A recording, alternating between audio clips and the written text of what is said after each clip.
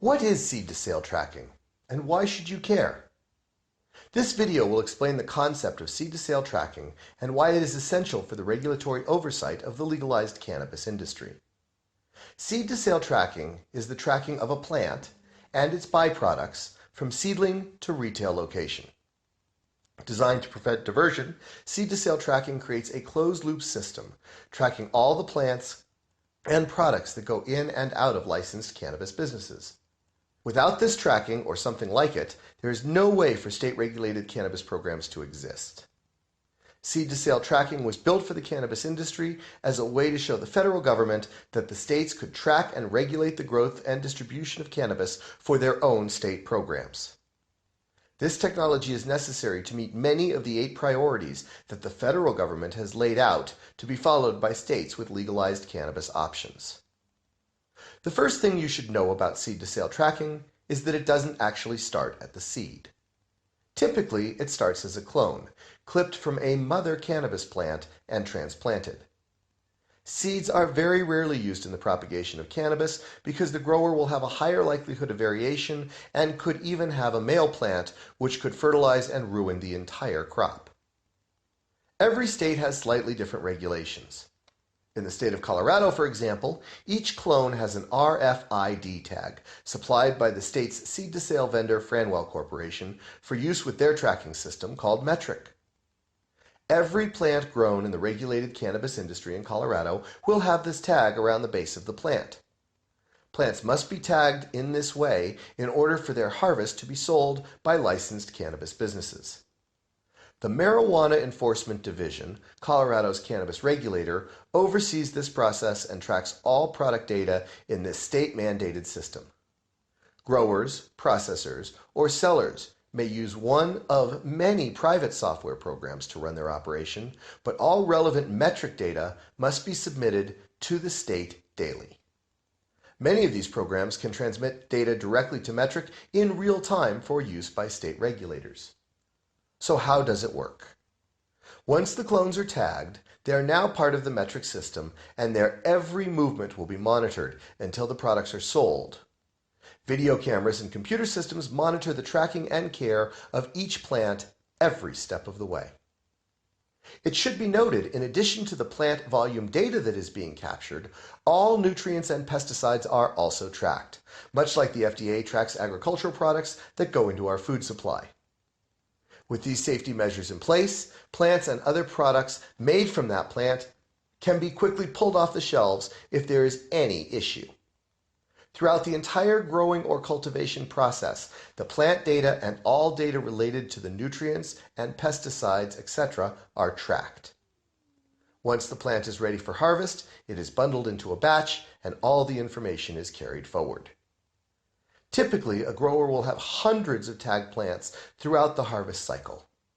Once harvested, the grower or processor will report the weight of the trim, the waste, and the bud of these plants to ensure every gram has been accounted for. Plants harvested of the same type on the same day may become part of a single batch. The batch of usable product is then sent for curing, where the majority of its weight will evaporate. When that batch is finished curing or drying, it will be trimmed and weighed again. The state requires that all the waste product is recorded, as well as the flour and trim.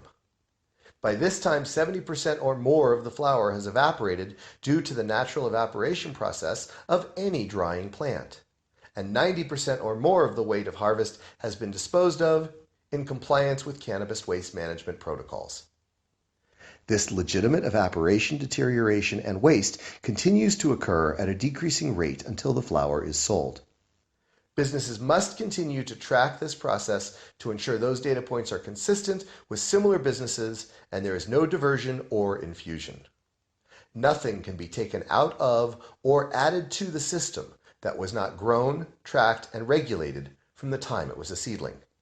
Every business's production and evaporation averages are used to find outliers who might be diverting or infusing product into the system.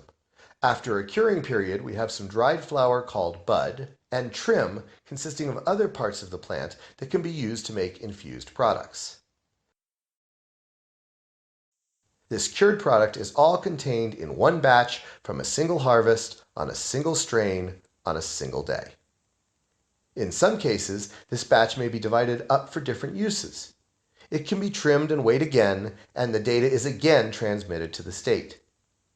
When product is put in a vehicle and delivered to a store, a transportation manifest is issued, so there is never a question of legitimacy or chain of custody.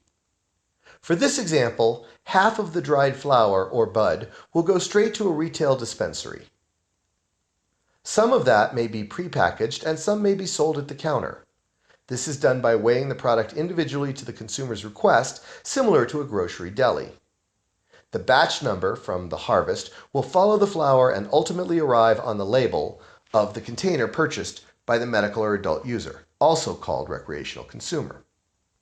If the bud is prepackaged, the barcode or number on that package contains information that will reference the original batch. If it is weighed and sold at the counter of a retail location, the batch follows the jar from which it was weighed, and this process is all tracked in real time. This tracking can take place even if the product is grown at one location, processed at another location, and sold to a third.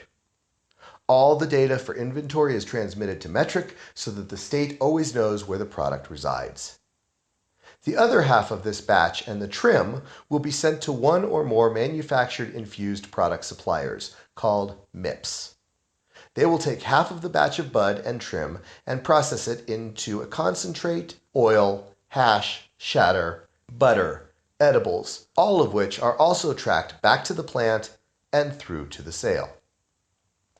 Each of these products will have their own unique identification number that links to the plants from which it was made.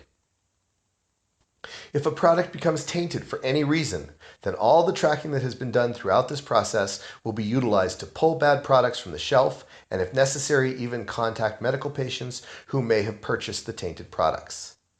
Since seed-to-sale tracking was used in every step from the cultivation to transaction, all of the other products that come from that tainted batch can be found and pulled, even if they were infused into multiple different products. Since the plant is constantly evaporating and deteriorating, it must be tracked differently than most inventory management systems available for other industries. Determining what is normal waste, evaporation, spillage, and decay is another of the key benefits of seed-to-sale tracking. Without tracking the product during its entire life cycle, it would be impossible to control diversion or fully regulate for health and safety. Seed-to-sale is also a primary tool to ensure that the entire process is transparent in order to help provide the state with accurate tax revenues.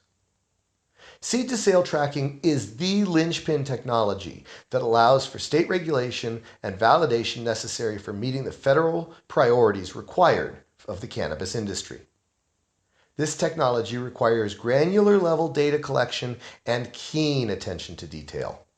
But this paradigm is providing the closed-loop growing and distribution system that is the foundation for the legalized cannabis industry and will forever be part of our evolution. Thank you. Copyright 2016, all rights reserved, sponsored by 4CCU, the Fourth Corner Credit Union.